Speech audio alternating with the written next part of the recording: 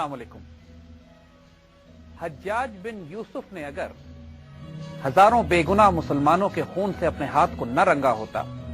तो तारीख इस्लाम में उसको एक अजीम तरीन हीरो के तौर पर याद किया जाता। यह शख्स खलीफा वलीद बिन अब्दुल मलिक का मोतमद खास और एक मिलिट्री स्ट्रैटेजी में जीनियस था। इसने जो पॉलिसी मुरत्तब की मुमलकत इस्लामिया की सरहदों को वसी करने में, वो इतनी गैर मामूली और हैरानकुन है कि आज उसका मुताला करते हुए अक्लें दंग रह जाती। उस वक्त की जितनी तमाम नोन दुनिया थी खिलाफत के मशरिक में, आखिरी सल्तनत चीन की थी और हज्जाज बिन यूसुफ ने एक तरफ यह इरादा किया कि चीन को फतह किया जाए, दूसरी तरफ वो हिंद को फतह करना चाहता था, तीसरी तरफ उसने बाज़ंतीनी सल्तनत की माशी तौर पर कमर तोड़ के रख दी थी, और चौथी तरफ उसने मूसा बिन नुसैर और तारिक बिन ज़ियाद को स्पेन में दाखिल कर यूरोप को फतह करने का प्लान बनाया था। जो मुहिम उसने एशिया वस्ती, अफगानिस्तान के इलाकों और चीन की तरफ रवाना की, उसकी क़यादत कुतैबा बिन मुस्लिम को दी गई। ये उन तमाम मुहिम्मात में जो उससे पहले हज्जाज ने रवाना की थी स्पेन की तरफ या हिंद की तरफ, इनमें सबसे ज्यादा खतरनाक, सबसे ज्यादा एम्बिशियस और इंतहाई दूररस नताइज की हामिल मिलिट्री कैंपेन थी। जो मिशन ऑब्जेक्टिव कुतैबा को दिया गया वो बजाते खुद एक इंतहाई गैर मामूली था और इस बात की तरफ दलालत करता है कि हज्जाज कोई आम आदमी नहीं था। उसकी निगाह और उसकी फिरासत, जहां तक फॉरेन पॉलिसी और डिप्लोमेसी और मिलिट्री स्ट्रैटेजी, जियो पॉलिटिक्स का ताल्लुक है, उसके पाए का कोई शख्स उस वक्त दुनिया में मौजूद नहीं था। कुतैबा को जो मिशन दिया गया उसमें एक ड्यूटी यह थी कि अफगानिस्तान के इलाकों को, उस वक्त वो अफगानिस्तान नहीं था लेकिन ये इलाके जो आज अफगानिस्तान बनते हैं, इन इलाकों को फतह किया जाए और हिंदुस्तान में दाखिले का एक शुमाली रास्ता तलाश किया जाए। वो जो बाद में खैबर पास के जरिए वो तमाम रास्ते के जहां से मुसलमानों ने दाखिल होकर हिंदुस्तान पे फतह किया, उस हिंदुस्तान की फतह की पहली दाग बेल, पहला रास्ता तलाश करने की जिम्मेदारी हज्जाज ने कुतैबा बिन मुस्लिम को दिया। दूसरी जिम्मेदारी जो कुतैबा को दी गई वो ये कि मावरा नहर यानी ऑक्सस पार करके सेंट्रल एशिया में दाखिल हो और चीन की सल्तनत पर हमला करे और चीन पर कब्जा करे। ये बजाते खुद एक हैरतनाक मिशन था जो कुतैबा के जिम्मे दिया गया। और तीसरा जो बहुत ही ज्यादा क्रिटिकल मिशन था, जिसका ताल्लुक पूरी दुनिया की तिजारत और मईशत को कंट्रोल करने से था, वो ये कि चीन से मशरक़ी वस्ता और यूरोप और हिंद की तरफ जाने वाली शाहराह रेशम पर कब्जा किया जाए ताकि पूरी दुनिया की आलमी तिजारत मुसलमान खिलाफत के पास आ जाए। अगर आज थोड़ी देर रुक के आप उन तमाम स्ट्रेटेजिक ऑब्जेक्टिव्स पर निगाह डालें कि जिनके लिए कुतैबा को रवाना किया गया था, वो इतने हैराननाक थे कि अगर उन ऑब्जेक्टिव्स पर मुकम्मल तौर पर अचीव कर लिया जाता, उन ऑब्जेक्टिव्स को हासिल कर लिया जाता, तो आज दुनिया की तारीख और भी हैरत अंगेज तौर पर तब्दील होती। गो के आने वाले वाकयात ने यह साबित किया कि फिर भी जो मिशन कुतैबा को दिया गया था और जो विजन हज्जाज ने डिफाइन किया था, उसको एक हद तक भी अचीव करने के बावजूद 1400 साल गुजरने के बाद की तारीख उन वाकयात से मुरत्तब हो रही है कि जो उस वक्त हज्जाज ने कुतैबा को उस मुहिम पर रवाना करते हुए तय किए थे। आइए अब यहां पर थोड़ा सा एशिया वस्ती और सेंट्रल एशिया के सियासी पसमंजर और उस इलाके की जंगी और माशी अहमियत पर थोड़ी बात करते हैं। सेंट्रल एशिया के वो तमाम इलाके जो मावरा नहर कहलाते थे, यानी दरियाए जेहू या ऑक्सस के पार के जो इलाके थे, वो हमेशा से पर्शियन एम्पायर के तहत रहे। जो पर्शियन एम्पायर में जब मुसलमानों ने कब्जा किया तो ये इलाके फिलहाल, यहां तक जब मुसलमान नहीं पहुंचे थे, तो ये इलाके कुछ आजाद से हो गए। पर्शियन एम्पायर की सल्तनत चीनी हुकूमत से मिलती थी कि जो सेंट्रल एशिया में दोनों सल्तनतें आपस में टकराती थी, मगर सेंट्रल एशिया के ये रास्ते तिजारती रास्ते होने की वजह से, क्योंकि पुराने सिल्क रूट पर थे, इन पर रशिया की तरफ से भी जंगजू और हमला आवर कबीले हमला करते थे और कोशिश करते थे कि इन इलाकों पर भी कब्जा किया जा सके। बड़े बड़े शहर समरकंद, बुखारा, ताशकंद, जिनके आज भी हम नाम सुनते हैं, سلک روٹ کے دور میں بھی اس وقت جب زمانے میں یہ کیمپینز کی جا رہی تھی تقریباً 711 عیسوی میں، اس وقت بھی یہ بڑے امیر اور جدید ترین شہر تصور کیے جاتے تھے۔ عام طور پر یہاں کی آبادی زیروسٹرین یعنی پارسیون مذہب تھی، بہت سارے بدھ بھی رہا کرتے تھے، یہودیوں اور عیسائیوں کی بھی ایک تعداد آباد تھی۔ چونکہ فارسی حکمران یا پرشین امپائر کے تحت یہ علاقہ آیا کرتا تھا، لہذا پرشین یہاں پر خاصی بولی جاتی تھی۔ آج بھی اگر آپ نوٹ کریں تو افغانستان میں بھی فارسی بولی جاتی ہے اور تاجکستان میں بھی فارسی ہے، اور ایشیا وسطی کے خاصے علاقوں میں ابھی تک فارسی زبان رائج ہے۔ یہ اسی پرشین امپائر کے تحت ہونے کا اثر ہے کہ جو کئی ہزار سال سے یہ علاقے اس سلطنت کے تحت رہے، اور اس کے ہٹنے کے باوجود بھی انہوں نے اپنا پرشین کیریکٹر مینٹین رکھا۔ پرشین امپائر کے بارے میں ایک بڑی دلچسپ بات یہ کہ پرشینز مسلمان تو ہو گئے، ایرانی اور یہ تمام علاقے جو ایرانی حکومت کے تحت تھے، پرشین امپائر کے تحت تھے، انہوں نے اسلام تو قبول کیا، لیکن یہ عرب نہیں ہوئے۔ انہوں نے اپنا ڈسٹنکٹ پرشین کلچر، اپنی لینگویج، اپنی زبان، اپنی ثقافت، اپنی تہذیب و تمدن جو بنیادی طور پر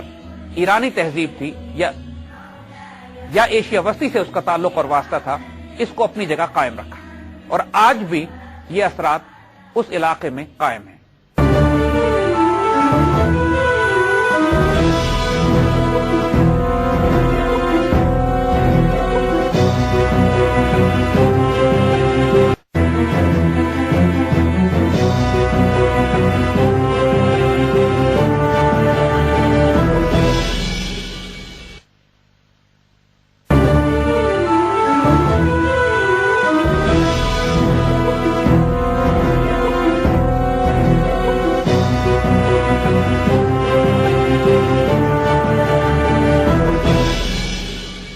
افغانستان کے وہ علاقے جو ابھی تک مسلمانوں نے فتح نہیں کیے تھے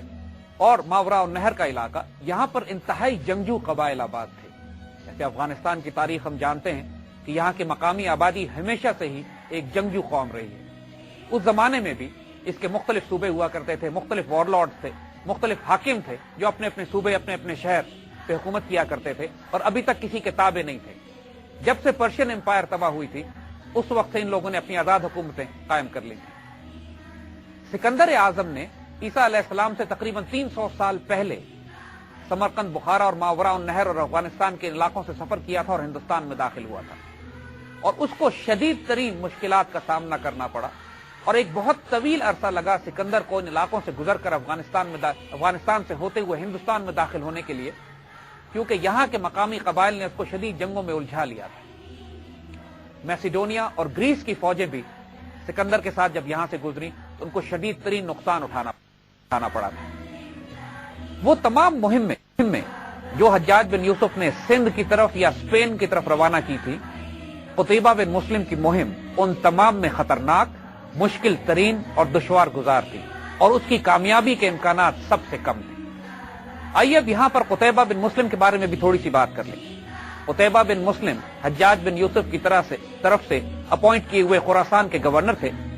خراسان اس علاقے کو کہتے ہیں کہ جو وسطی ایران کے شمال میں، افغانستان کے مغرب میں، اور ایشیا وسطی سے نیچے کے جو تمام بڑے بڑے علاقے ہیں وہ خراسان میں شامل ہوتے ہیں۔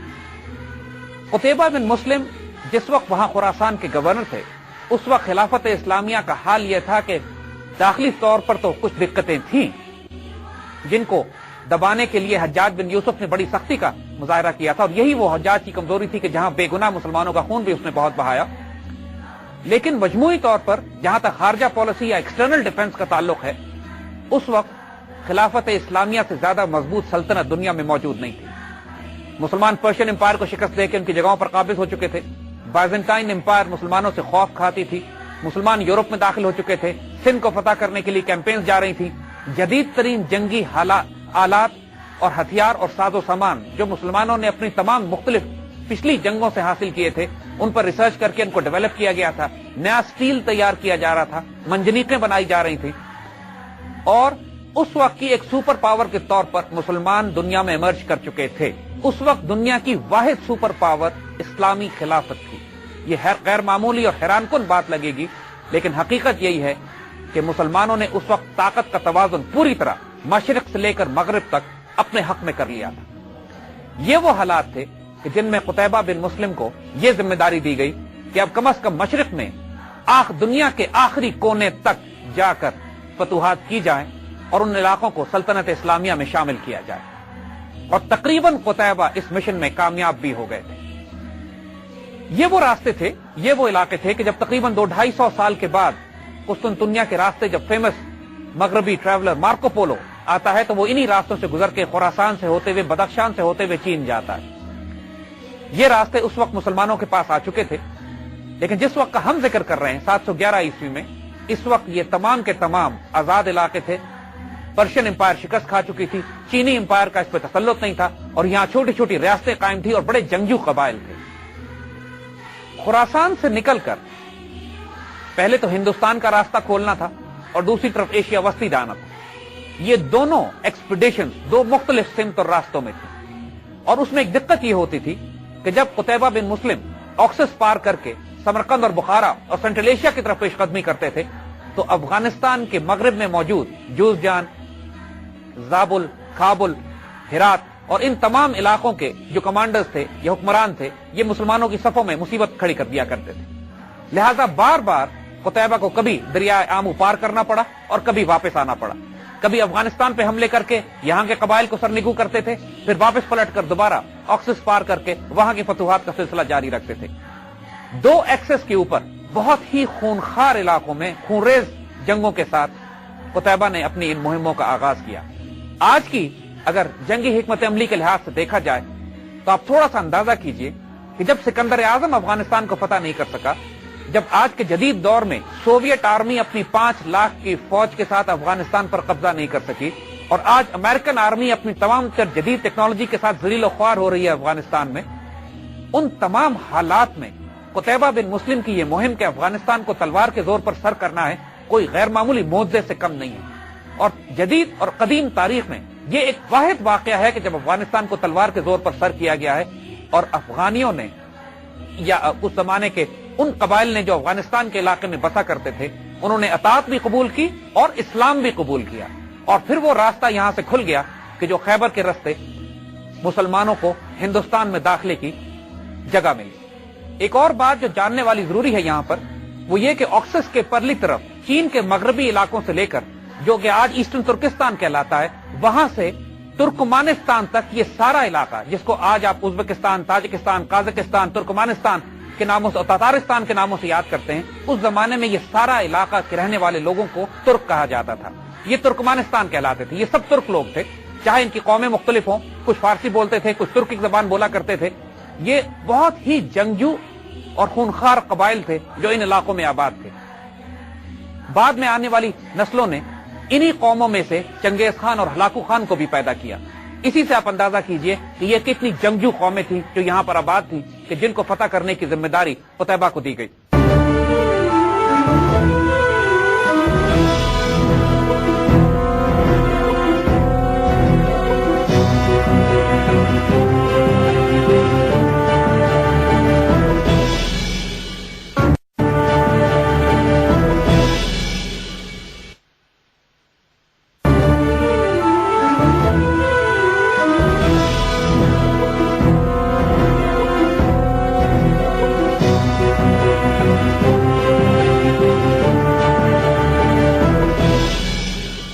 ایک دفعہ بخارا کی مہم میں ایک ایسا حیرت انگیز واقعہ بھی پیش آیا جو اس سے پہلے کبھی بھی ملت اسلامیہ کو اپنی کسی جنگ میں پیش نہیں آیا تھا۔ قتیبہ کی تمام فوج، کئی ہزار کا لشکر جو بخارا کے محاصرے پہ تھا، اس لشکر کو بذات خود پیچھے سے دوسرے جنگجو قبائل نے محاصرہ کر لیا، اور حالت یہ ہو گئی کہ 2 مہینے تک قتیبہ کا کوئی قاصد بھی اس محاصرے کو توڑ کر حجاج بن یوسف کی طرف نہ جا سکا، اور پوری مسلمان دنیا کا رابطہ مسلمان فوج سے کٹ گیا۔ 2 مہینے تک جب کوئی اطلاع خلافت اسلامیہ میں اپنی پوری فوج کی نہیں پہنچی تو یہ اندیشہ ہونے لگا کہ شاید ایک فرد اس کیمپین میں ہلاک کر دیا گیا۔ مسلمان ملت میں مسجدوں میں دعائیں کرائی جاتی تھیں کہ کسی طرح کوئی اطلاع مل جائے کہ قتیبہ کی فوج کہاں پہ ہے یا کوئی شخص اس میں سے نکل کر آئے۔ یہ غیر معمولی اور حیرت انگیز صورتحال کو 2 ماہ تک جاری رہی۔ بالآخر ایک جگہ سے محاصرہ توڑا گیا اور قاصد نکل کر باہر پہنچے، اور اس کے بعد حجاج کو اطلاع ہوئی کہ قتیبہ ابھی تک زندہ ہیں اور فوج نے بخارا کا محاصرہ کیا ہوا ہے۔ قتیبہ نے فوج کو واپس بلا لیا، اور اس کے بعد حجاج بن یوسف نے براہ راست اس جنگ کی کمان بھی اپنے ہاتھ میں لی۔ قتیبہ سے کہا کہ مجھے پورے علاقے کا نقشہ بنا کے بھیجو، اور جب قتیبہ نے نقشہ بنا کے بھیجا تو پھر حجاج نے بصرہ میں بیٹھ کر، عراق سے بیٹھ کر وہ جنگی حکمت عملی مرتب کی کہ جس کے نتیجے میں سمرقند، بخارا اور ان تمام علاقوں کو فتح کیا جا سکا۔ یہ بذات خود ایک اور مثال ہے حجاج کے ایک ملٹری جینیس ہونے کی۔ ایک طرف وہ محمد بن قاسم کی کیمپین کو سندھ میں کنٹرول کر رہا تھا، اور دوسری طرف قتیبہ بن مسلم کی اس مہم کو ایشیا وسطی میں بھی عراق بیٹھ کے کنٹرول کیا جا رہا تھا۔ کیونکہ یہ علاقے پہلے پرشین امپائر کے کنٹرول میں تھے، تو جب پرشین امپائر ختم ہوئی اور یزدگرد بادشاہ کو فرار ہونا پڑا، اس کے خاندان کے بہت سارے افراد ایسے تھے جنہوں نے چینی شہنشاہ کے پاس پناہ لی تھی جا کے، اور پرشین امپائر کے ٹوٹنے کی وجہ سے چینی بھی اس سارے علاقے پر اب اپنا حق جتانے لگے تھے۔ جب قتیبہ بن مسلم ماوراء النہر کی طرف بڑھتے ہیں، اس سے پہلے ان کو افغانستان کے تمام صوبوں کو فتح کرنا پڑتا ہے۔ وہ تمام نام جو آج آپ سنتے ہیں، کابل، تالاقان، تخار، ہرات، جوزجان، فاریاب، زابل، یہ تمام وہ علاقے ہیں جن کو آگے جانے سے پہلے تاکہ ان کی پشت محفوظ ہو قتیبہ نے فتح کیا۔ ایک اور حیرت انگیز بات وہ یہ کہ اس پورے علاقے کو فتح کرنے کے لیے جو فیصلہ کن جنگ مسلمانوں کو لڑنی پڑی وہ چھوٹے چھوٹے قبائل سے نہیں تھی، وہ براہ راست چائنیز ایمپرر یا چائنیز امپائر کے ساتھ تھی۔ چین کے بادشاہ نے 2 لاکھ کا لشکر جرار قتیبہ کے مقابلے کے لیے روانہ کیا، اور ماوراء النہر سینٹرل ایشیا میں سمرقند اور بخارا کے آس پاس ایک خونریز جنگ لڑی گئی۔ اس جنگ کے نتیجے میں تمام چینی لشکر مارا گیا، اور اس کی قیادت کرنے والا چینی شہنشاہ کا بھتیجا، اس کی بھی ہلاکت ہوئی، اور بہت بڑی تعداد میں مال غنیمت مسلمانوں کے ہاتھ آیا۔ مگر اس فتح کے نتیجے میں جو بہت بڑی کامیابی مسلمانوں کو حاصل ہوئی وہ یہ کہ ایشیا وسطی کے ساتھ ساتھ چین کی سلطنت کے بڑے بڑے علاقے بھی مسلمانوں کے قبضے میں آ گئے۔ آج جو ایسٹرن ترکستان میں کاشغر کا علاقہ ہے جہاں مسلمان آباد ہیں، کاشغر قتیبہ بن مسلم کی فوجوں نے فتح کیا تھا، اور چین کے بادشاہ کو اب اندازہ ہو چلا تھا کہ جو مشن مسلمان لے کر آئے تھے ماوراء النہر کو فتح کرنے کا، اب وہ وقت بہت نزدیک تھا کہ شاید مسلمان پیش قدمی کر کے براہ راست چین ہی کو فتح کر لیتے۔ چین کے بادشاہ نے مسلمانوں سے صلح کی درخواست کی، مسلمانوں نے ایک ڈیلیگیشن بھیجا چین کے بادشاہ کے پاس، نیگوسیشنز ہوئی۔ چین کے بادشاہ نے شروع میں سخت رویہ اختیار کیا اور یہ طنز کیا کہ تم لوگ تعداد میں بہت تھوڑے ہو اور ہمارے پاس اتنی بڑی سلطنت ہے، ہم تمہیں کچل کے رکھ دیں گے۔ تو جو مسلمان ایلچی چین کے دربار میں گئے تھے انہوں نے اس سے کہا کہ تم اس سلطنت کو تھوڑا کیسے کہہ سکتے ہو، چھوٹا کیسے کہہ سکتے ہو، جس کا ایک سرا چین میں ہو اور دوسرا سرا دمشق میں اور تیسرا افریقہ کے مغرب میں۔ چین کا بادشاہ روب میں آ گیا اور اس نے مسلمانوں سے معاہدہ کر لیا، اور ایک بہت بھاری خراج مسلمانوں کو ادا کیا گیا۔ یہ آخری حد تھی جہاں تک مسلمان چین میں داخل ہو سکے، اور جو علاقے اس وقت فتح کیے گئے تھے آج بھی وہ چین کے مسلمان علاقے تصور کیے جاتے ہیں۔ یہ وہ حالات تھے کہ جب جس میں حجاج بن یوسف کا انتقال ہو گیا اور قتیبہ بن مسلم کو اپنی یہ مہم یہی روکنی پڑی۔ اس سے پہلے سمرقند، بخارا اور وہ تمام بڑے بڑے شہر جو سلک روٹ پر قائم تھے وہ تمام مسلمانوں کے ہاتھ میں آ چکے تھے۔ اس مہم کے اختتام پر جو اسٹریٹجک آبجیکٹو تعین کیے گئے تھے، افغانستان آزاد کرایا جا چکا تھا، ماوراء النہر کے تمام علاقے قبضہ کیے جا چکے تھے، سلک روٹ پہ قبضہ کیا جا چکا تھا، چین کے اندر مسلمان پیش قدمی کر کے کاشغر کے علاقے کو فتح کر چکے تھے۔ یہ 2-3 سال کے عرصے میں اس قدر غیر معمولی جنگی کامیابی ہے کہ پوری دنیا کی جنگی تاریخ میں ایسے واقعات کی مثالیں قرون اولیٰ کے بعد نہیں ملتی۔ ان تمام علاقوں کی فتح کے باوجود چین کے ساتھ مسلمانوں کا رویہ ہاسٹائل ہی رہا تھا،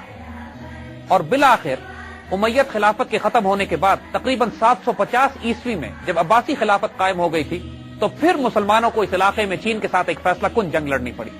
اس جنگ نے حتمی طور پر سرحدیں طے کر دی خلافت اسلامیہ کی اور چین کی، جو کہ آج تک سینٹرل ایشیا اور چین کے درمیان قائم ہے۔ آگے انشاءاللہ بات کریں گے۔ آج یہ تمام علاقے جو سینٹرل ایشیا کے، آج بھی ان میں ان علاقوں کے لیے آئندہ بات کریں گے سے شروع کرتے ہیں۔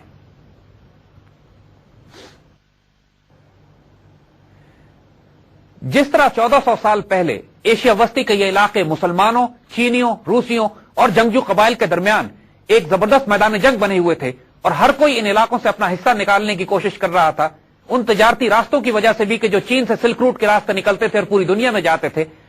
अगर अब ये गैर मामूली बात लगती है कि आज भी ये इलाके बड़ी बड़ी ताकतों के लिए इंतहाई कशिश का बाइस हैं। रूस, अमेरिका, चीन, पाकिस्तान, इंडिया,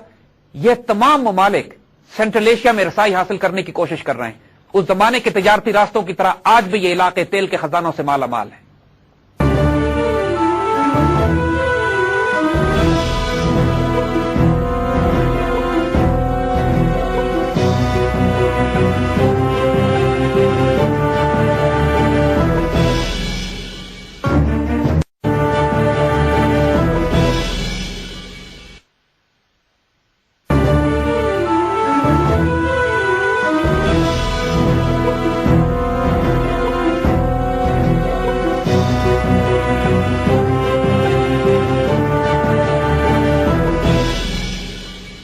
इन्हीं जंगी मुहिम्मात के दौरान कुतैबा बिन मुस्लिम ने चीन से कागज बनाने का फन सीखा और ये फन लेकर पूरी मुस्लिम दुनिया में फैला दिया गया और यहीं से कागज साजी की फन यूरोप भी पहुंची। अगले 40-50 साल के अंदर यह इलाका पूरा मुसलमान हो चुका था और उसके बाद आइंदा 1400 साल की मुस्लिम तारीख में इस इलाके ने एक हैरत अंगेज किरदार अदा किया। इस इलाकों से मुस्लिम दुनिया को गैर मामूली ज़हीन साइंसदान, उलमा, जनरल और ऐसे कमाल के वजूद मिले कि जिन्होंने आलम इस्लाम में 4 चांद लगा दिए। अबू अली सीना, फराबी, बिरूनी इसी इलाके से थे। इमाम बुखारी का ताल्लुक बुखारा से था। हजरत इब्राहिम बिन अदम जो बल्ख के बादशाह हुआ करते थे, उन्होंने बल्ख की बादशाह छोड़ के फकर का रास्ता इख्तियार किया, वो भी इसी इलाके के थे। इस इलाके से मुसलमानों को वो तलवारें मिली कि जिन्होंने आइंदा आने वाली नस्लों में उम्मत मुस्लिमा के मुहाफिजीन का किरदार अदा किया। यही वो तुर्क कौम थी जो आगे जाके बड़ी बड़ी डायनेस्टीज जिसने बनाई, जो पहले सुल्जूक, ख्वारज़म शाह और उसके बाद उस्मानी तुर्कों की शक्ल में हमारे सामने आते हैं। इसी तरह अफगानिस्तान के वो तमाम इलाके जिनको कुतैबा ने फतह किया था, वहां से मुजाहिदीन की एक खेप निकलती है कि जो हिंदुस्तान को मुसलमानों के लिए खोल देती है। महमूद गजनबी, गौरी, तुगलक, वो तमाम मुजाहिदीन कि जो हिंदुस्तान की मुगलों के आने से पहले हिंदुस्तान का रास्ता हमवार कर रहे थे और सलातीन दिल्ली के नाम से मशहूर हुए, वो भी अफगानिस्तान के उन इलाकों से थे, कोई गजनी से, कोई गौर से, कि वो तमाम इलाके जिनको कुतैबा ने फतह किया था। मुगल जो बाद में आए वो बजाते खुद उज्बेकिस्तान की फरगाना वैली से निकले थे और इन्हीं तुर्कों की औलाद थे कि जिन्होंने इस शाख पर आकर हिंदुस्तान में इस्लामी सल्तनत का कयाम रखा। खिलाफत उमैयद के खत्म होने के बाद खिलाफत अब्बासिया कई 100 साल तक मुसलमानों का मरकज बनी रही। उमैयद खिलाफत का मरकज दमिश्क में था, अब्बासी खिलाफत का मरकज बगदाद में। दमिश्क में होने की वजह से उमैयद खिलाफत पर अरब रंग बहुत ज्यादा गालिब था और इसीलिए इस पूरे इलाके को जब उमैयद दौर में फतह किया गया तो यहां पर अरबी एक मुरव्वज जबान के तौर पर जारी की गई। लेकिन उमैयद खिलाफत के खत्म होते ही जब अब्बासी खिलाफत बगदाद की तरफ मूव की तो इस पर पर्शियन एम्पायर का बहुत गालिब रंग था और नतीजा यह हुआ कि एक दफा फिर ये सारे इलाके फारसी जबान और फारसी तहजीब के तहत में आ गए और वो तमाम तुर्क इलाके जो मुसलमान होना शुरू हुए मावराउन नहर पे, उन पर भी बहुत ज्यादा फारसी रंग गालिब था। ईस्टर्न तुर्किस्तान से लेकर आज की तुर्की तक जो तहजीब मुरतब हुई, जो बड़ी बड़ी मुसलमान सल्तनतें उसके बाद बनाई गई, मुगल भी जो यहां पहुंचे हिंदुस्तान में तो फारसी जबान बोला करते थे। अफगानिस्तान में भी फारसी यहीं से आई, ताजिकिस्तान और वो सेंट्रल एशिया के तमाम इलाकों में जहां तुर्किक जबान कायम रही तो वहां की तहजीब फारसी जरूर हो गई। इस्लाम के खूबसूरत गुलदस्ते में ये एक बहुत खूबसूरत फूल का इजाफा था। सेंट्रल एशिया की तहजीब ने पूरी दुनिया में जो मकाम हासिल किया, समरकंद और बुखारा का मकाम करतबा, बगदाद, शाम और इसी तरह के बड़े बड़े इस्लामी सल्तनत के शहरों के साथ किया जाने लगा। इन इलाकों में इस्लाम फैलने की वजह से सेंट्रल एशिया के मगरबी हिस्सों में भी इस्लाम ने तेजी से पेशकदमी करना शुरू की। दागिस्तान, चेचनिया, तातारिस्तान, यानी तातारिस्तान की रियासत तो मॉस्को से सिर्फ 300 किलोमीटर दूर है, वहां तक इस्लाम पहुंच गया। इस्लाम की इससे ज्यादा वसअत इससे पहले कभी नहीं हुई थी جو اس دور میں ہوئی کہ جب اسلام ماوراء النہر اور سینٹرل ایشیا کے ان علاقوں میں پھیلنا شروع ہو گیا۔ آج اگر آپ نقشہ اٹھا کے دیکھیں تو قازقستان سے لے کر ماسکو کے جنوب تاتارستان کی ریاست تک تمام سینٹرل ایشیا بنیادی طور پر مسلمان علاقہ ہے۔ ایک طرف چائنا کے مغرب میں ایسٹرن ترکستان سے لے کر استنبول کے ساحل تک یہ تمام علاقے اسی دور کی برکت سے مسلمان ہوئے جب قتیبہ بن مسلم یہاں پر پہنچے تھے۔ کئی سو سال تک اسلامی تہذیب و تمدن کا مرکز رہنے کے بعد یہ علاقے 19ویں صدی میں آہستہ آہستہ مسلمانوں کے ہاتھ سے نکلنا شروع ہوئے تھے۔ روسی امپائر کہ جو ماسکو سے پھیلنا شروع ہوئی تھی پیٹر دی گریٹ کے بعد، اس نے 19ویں صدی کے درمیان میں سمرقند اور بخارا پہ قبضہ کیا تھا اور 20ویں صدی کے تقریباً آخر میں افغانستان میں داخل ہوئی تھی، اور پھر یہاں سے سوویت امپائر کا، اس روسی امپائر کا کہ جو آہستہ آہستہ مسلمان علاقوں پر پھیلتی ہوئی نیچے آ رہی تھی، اس کا دوبارہ رول بیک شروع ہوتا ہے، حتیٰ کہ دوبارہ یہ سینٹرل ایشیا سے نکلتی ہوئی دوبارہ ماسکو کی اسٹیٹ کے آس پاس پہنچ جاتے ہیں۔ یہ تاریخ کے عروج و زوال کی ایک ایسی شاندار اور عظیم الشان داستان ہے کہ جس پر ہم آگے انشاءاللہ بات کریں گے۔ جس طرح 1400 سال پہلے ایشیا وسطی کے یہ علاقے مسلمانوں، چینیوں، روسیوں اور جنگجو قبائل کے درمیان ایک زبردست میدان جنگ بنے ہوئے تھے اور ہر کوئی ان علاقوں سے اپنا حصہ نکالنے کی کوشش کر رہا تھا، ان تجارتی راستوں کی وجہ سے بھی کہ جو چین سے سلک روٹ کے راستے نکلتے تھے اور پوری دنیا میں جاتے تھے، اگر اب یہ غیر معمولی بات لگتی ہے کہ آج بھی یہ علاقے بڑی بڑی طاقتوں کے لیے انتہائی کشش کا باعث ہیں۔ روس، امریکہ، چین، پاکستان، انڈیا، یہ تمام ممالک سینٹرل ایشیا میں رسائی حاصل کرنے کی کوشش کر رہے ہیں۔ اس زمانے کے تجارتی راستوں کی طرح آج بھی یہ علاقے تیل کے خزانوں سے مالا مال ہیں۔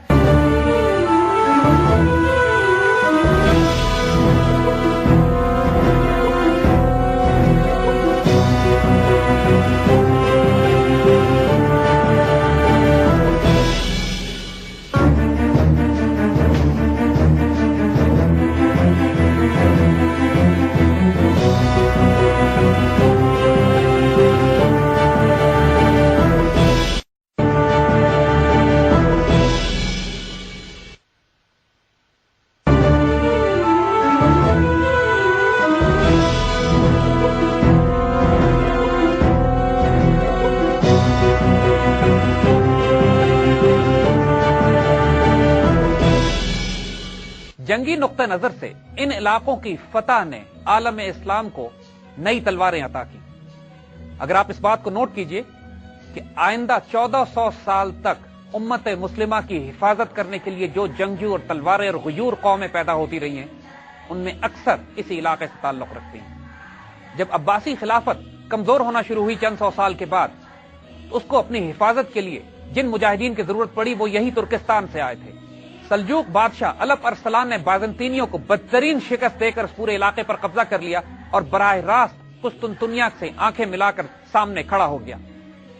یہ اسی شکست کی وجہ سے جو صلیبیوں کو الپ ارسلان کے ہاتھوں نصیب ہوئی تھی، پہلی صلیبی جنگ یعنی فرسٹ کروسیڈ شروع ہوتی ہے۔ اسی طرح سلجوقیوں کے بعد خوارزم شاہ نے تاتاریوں کو روکنے کی کوشش کی، جو بذات خود ایک اور ترک قوم تھی لیکن امت مسلمہ پر ایک عذاب بن کر نازل ہوئے تھے۔ خوارزم شاہ کے بعد جب عباسی خلافت بالکل ختم ہو گئی تو اس کے بعد عالم اسلام کے دفاع کرنے کے لیے جو تلواریں آئیں وہ عثمانی ترکوں کی تھی۔ وہ بھی اسی علاقے سے آئے اور انہوں نے اناطولیہ اور آج کے ترکی کے علاقے کو مرکز بنا کر امت مسلمہ کی کئی سو سال تک قیادت بھی کی اور حفاظت بھی کی، اور خلافت پہلی مرتبہ ایک غیر عرب قوم میں منتقل ہوتی ہے کہ جب عباسیوں سے نکل کر خلافت عثمانیہ کو امت مسلمہ کا تاج، قیادت کا تاج پہنایا جاتا ہے۔ یہ اتنی غیر معمولی داستان ہے جو ایشیا وسطی سے نکلتی ہے اور پوری امت مسلمہ کی قیادت اس قوم کو دے دی جاتی ہے کہ جو قتیبہ بن مسلم کی تلوار سے مسلمان ہوئے تھے۔ اسی طرح افغانستان کی طرف اگر ہم آئیں، ہندوستان کے فتح کرنے کے داخلی راستے تمام کے تمام قتیبہ بن مسلم نے کھول دیے تھے۔ پھر یہاں پر وہ بڑی بڑی مسلمان سلطنتیں آباد ہوئیں اور قائم ہوئیں۔ محمود غزنوی جنہوں نے 17 حملے کیے ہندوستان پر اور ہندوستان کو سوفن اپ کیا، نرم کیا، تیار کیا ان بڑی انویژنز کے لیے جو بعد میں آنے والی تھی۔ تاریخ کے دھارے تبدیل کر دیے گئے صرف اس ایک جنگی مہم سے جو قتیبہ نے افغانستان اور ایشیا وسطی میں کی۔ اللہ جزا خیر دے اس مجاہد کو کہ کہ جس نے عالم اسلام کی اتنی بڑی خدمت کی کہ جس کی جزا صرف اللہ ہی اس کو دے سکتا ہے. عالم اسلام کے بڑے بڑے غازیوں میں قتیبہ بن مسلم کا شمار ہوتا ہے، اور اس کے پیچھے اس کی ذہن، اس کے فکر، اس کی سوچ حجاج بن یوسف کی تھی. حجاج بن یوسف کے ہاتھوں بے انتہا ظلم بھی ہوئے، لیکن اللہ تعالیٰ نے اس شخص سے کوئی غیر معمولی کام بھی امت مسلمہ کی فلاح میں لیے. اسی دور میں مسلمانوں نے آرمینیا، جارجیا، کیسپین سی اور بلیک سی کے آس پاس کے تمام علاقے بھی فتح کر لیے تھے. یہ آخری حدود تھی جس پر ملت اسلامیہ پھیلی. اس سے زیادہ بڑی سلطنت اس کے بعد مسلمانوں نے کبھی قائم نہیں کی. مسلمانوں کی بڑی خلافت کے اندر چھوٹی چھوٹی ریاستیں بھی قائم ہوتی رہیں، جس طرح غزنوی امپائر ہوئی، سلجوق امپائر سے، لیکن تمام کے تمام خراج خلافت ہی کو ادا کیا کرتے تھے. آئندہ آگے آنے والے پروگراموں میں انشاءاللہ ہم ان تمام مسلمان جنرلز اور حکومتوں کے بارے میں بات کریں گے کہ جو اس کے بعد آئیں. سلجوق، غزنوی، صلیبی جنگیں اور اس کے بعد آنے والے تمام واقعات کہ جنہوں نے تاریخ کا رخ تبدیل کر کے رکھ دیا.